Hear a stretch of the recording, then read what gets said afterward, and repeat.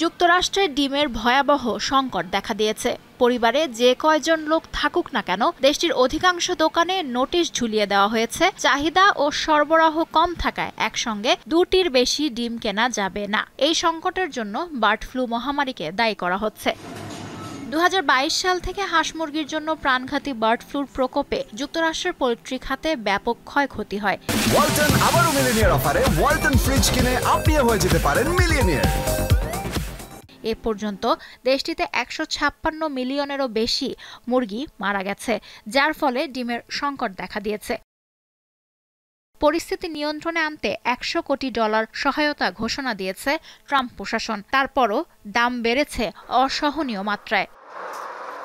British সংবাদ মাধ্যম বিবিসির প্রতিবেদনে বলা হয়েছে, গত বছর থেকে যুক্তরাষ্ট্রের ডিমের দাম প্রায় 65% বেড়েছে। আশঙ্কা করা হচ্ছে চলতি বছর আরও 41% বাড়তে পারে। বার্ড ফ্লুর কারণে পোল্ট্রি খাতে ত্রাহি অবস্থায় ভোক্তা পর্যায়ে ডিমের দাম কমাতে দক্ষিণ কোরিয়া ও তুরস্ক থেকে ডিম আমদানির পরিকল্পনা করছে প্রেসিডেন্ট ডোনাল্ড ট্রাম্পের প্রশাসন। প্যারিস ভিত্তিক এক সংবাদ মাধ্যমকে পোল্যান্ড ও লিথুয়ানিয়ার পোল্ট্রি সংস্থাগুলো জানিয়েছে, যুক্তরাষ্ট্রের দূতাবাস তাদের কাছ থেকেও ডিম আমদানির বিষয়ে আগ্রহ দেখিয়েছে। ডিমের দাম কমাতে ট্রাম্পের কৃষি মন্ত্রণালয় $100 কোটি যে 5 দফা পরিকল্পনা ঘোষণা করেছে, তার মধ্যে $50 কোটি রাখা হয়েছে জৈব নিরাপত্তায়, টিকা গবেষণায় ও উন্নয়নের জন্য বরাদ্দ রয়েছে প্রায় $10 কোটি। খামারিদের আর্থিক সুরক্ষা কর্মসূচিতে রাখা হয়েছে $40 কোটি।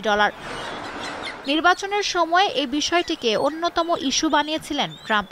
জনগণের নিত্য প্রয়োজনীয় পণ্যের মূল্যবৃদ্ধি নিয়ে প্রচারে ব্যাপক সরব ছিলেন তিনি। নির্বাচনী প্রচারে ডিমের মতো নিত্য প্রয়োজনীয় পণ্যের দাম কমানোর প্রতিশ্রুতিও দিয়েছিলেন প্রেসিডেন্ট ট্রাম্প। চলতি মাসের শুরুতে কংগ্রেসে দেওয়া এক ভাষণে ডিমের দাম বৃদ্ধির জন্য পূর্বসূরি জো বাইডেনকে দুষেছেন ট্রাম্প। লুৎফা ফৌজিয়া, দীপ্ত, বার্তাকক্ষ।